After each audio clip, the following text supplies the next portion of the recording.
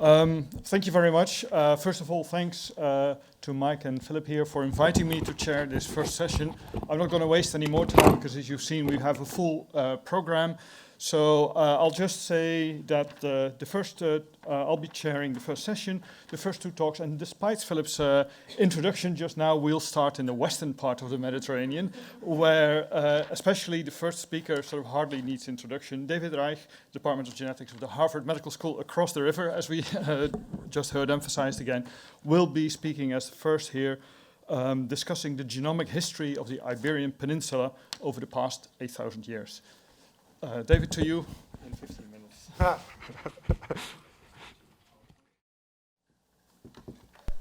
Right. So I'm presenting on behalf of Inigo Alalde, who's the first author of this paper that came out earlier this year on Iberian genetic history. He's now moved to Barcelona to start a junior research group in Barcelona. So I'm just briefly, just at the beginning of this afternoon, just going to briefly talk about what we're using, and you'll hear many of the talks today talk about this, which is ancient DNA.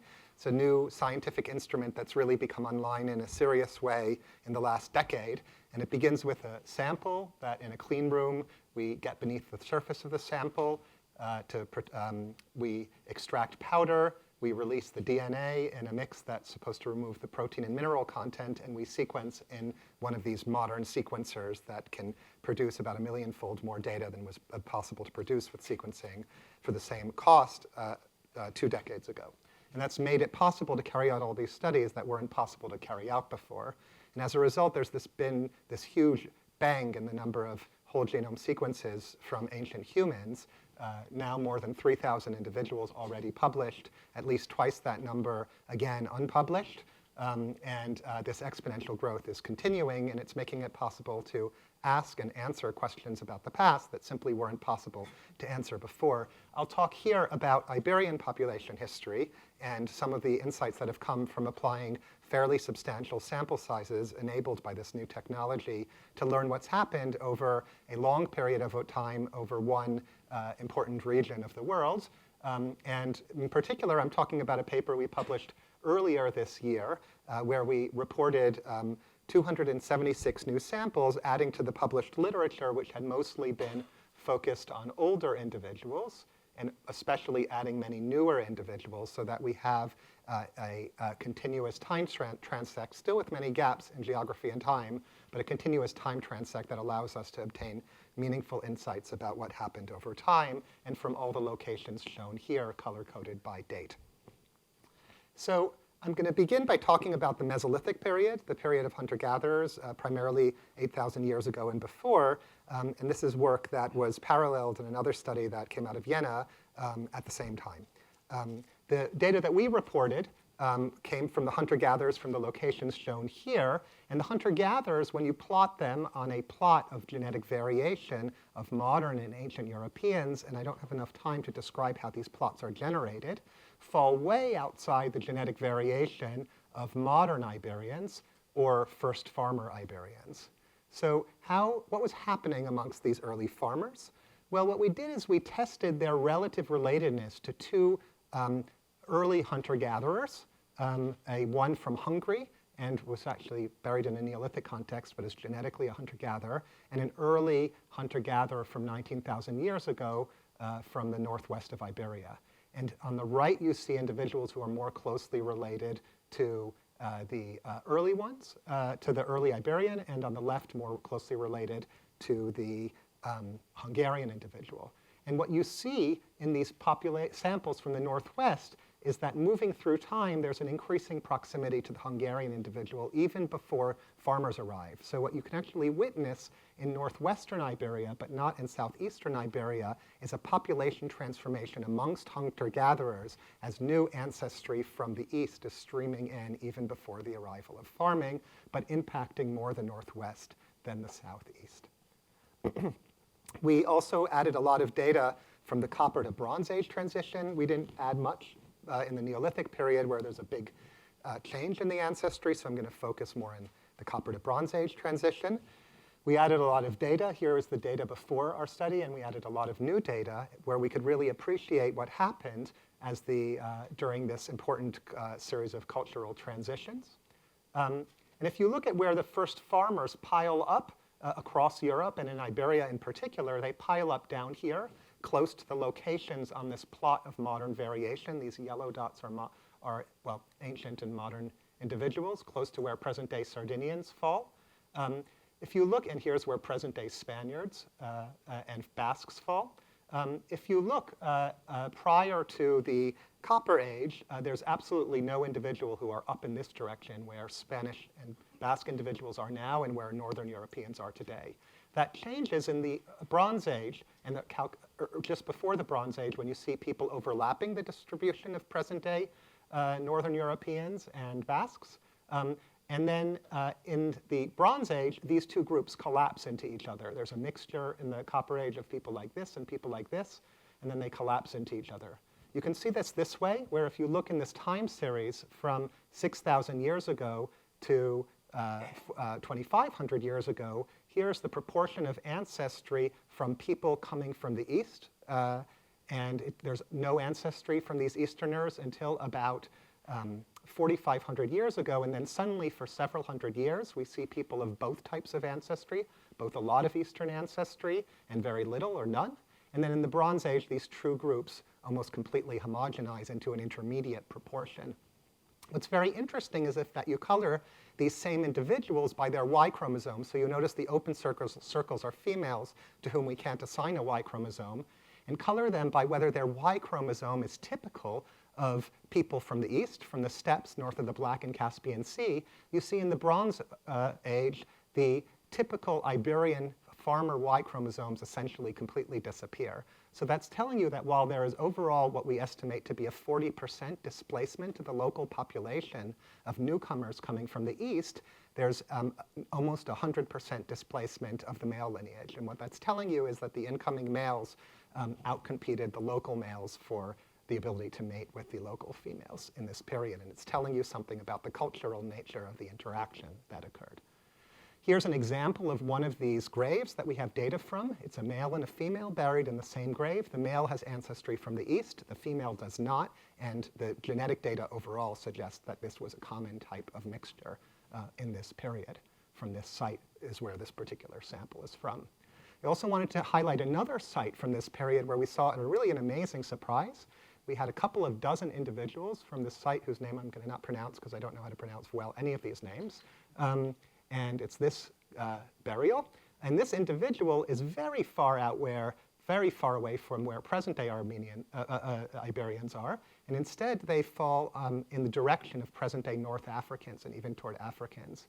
This individual is best modeled as primarily derived from North African individuals, analyzed in other papers recently published.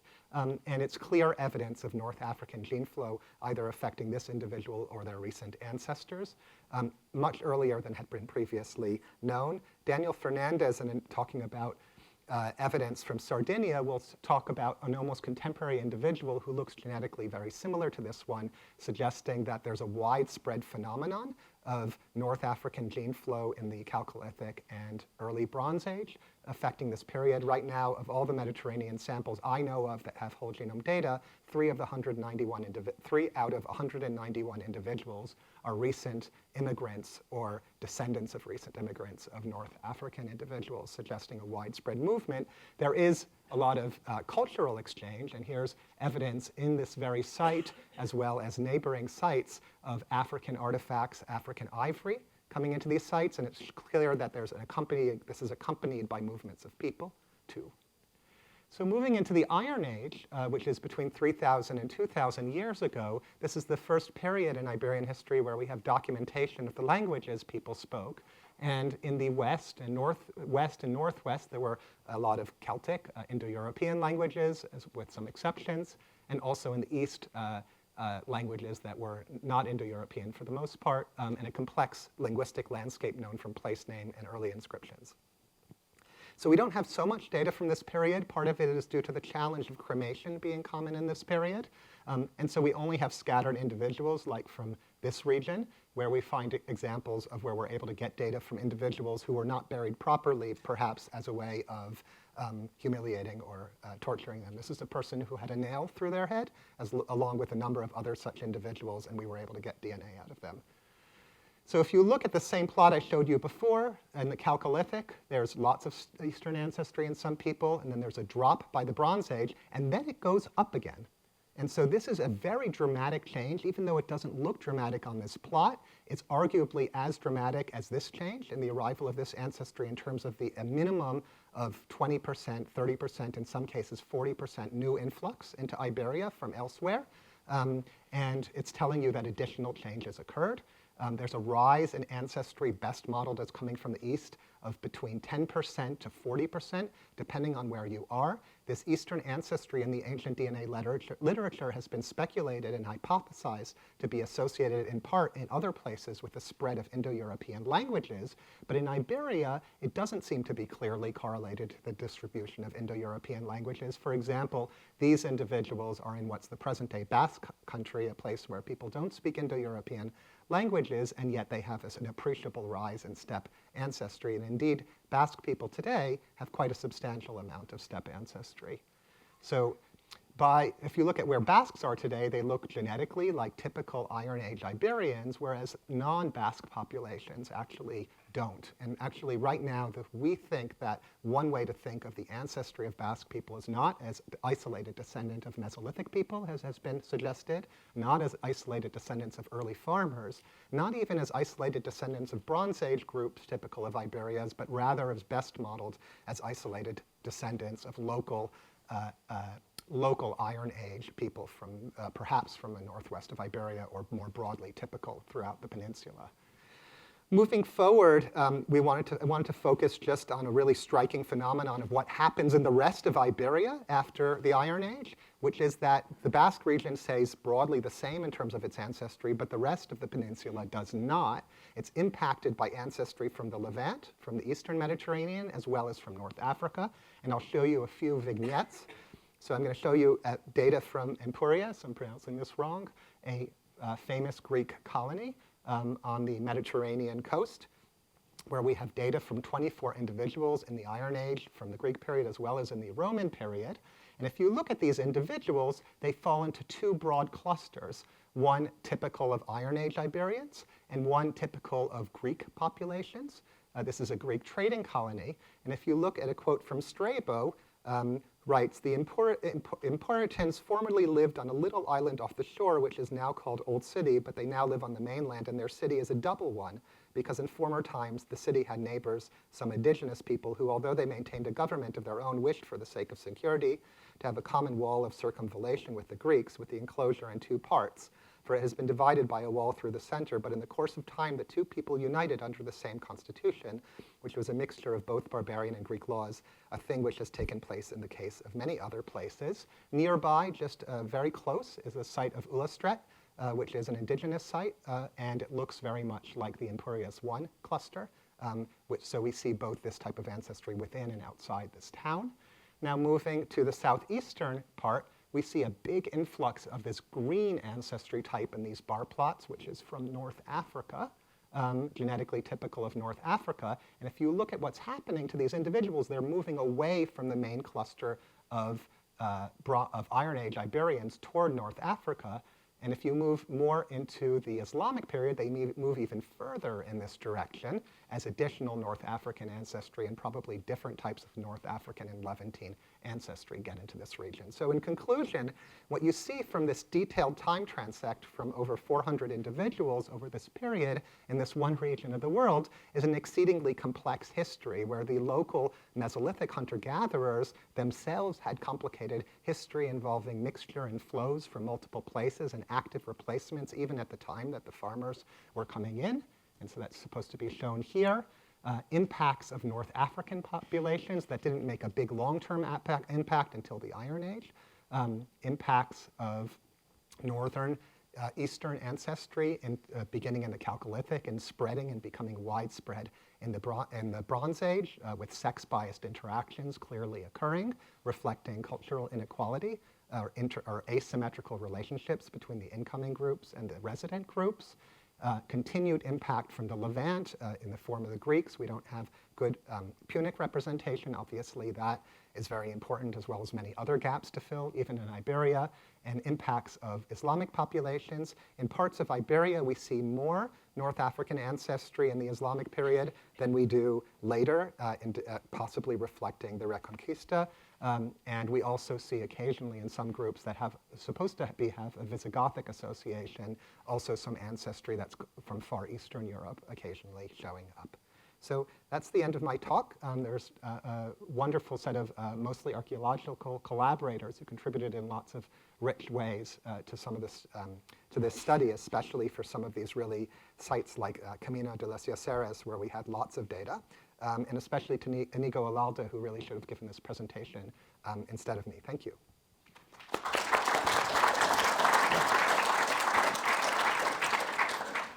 Thank you, David. It was a great presentation. Is that microphone on? It was a great presentation, and well, the whole of the Iberian Peninsula in over 8 millennia. It's 15 minutes would have been difficult, so we can just take one question in an attempt to stay close to schedule. Yes, please. Yeah. If I were studying classical Greek history at Oxford in 1900, how would your research enlighten the prevailing views of the early 20th century? That is such a good question, and I don't think I know the curriculum at Oxford well enough in 1900 to be able to answer that question. But actually, I think it's an interesting question to think about how useful ancient DNA data is for enlightening the history of the classical period and the period of writing. In our laboratory, when we started work, we avoided this period, specifically because we thought ancient DNA would not be able to add much to the incredibly rich written record and archaeological record of this period. And I think that for me, the question remains about how much it will be able to add and how often it will be surprising. Certainly, in the prehistorical period before writing, it's been very surprising again and again in many respects. So I'm curious about how it will unfold in the coming years as we have adequate sample sizes to look into this, to uncover the geographic and temporal variation, to what extent it will surprise. Certainly, it will be interesting to integrate with other lines of evidence. Thank you. Thank you. I think we're going to leave it really with this one question, if only because this question could almost have been planted, because it actually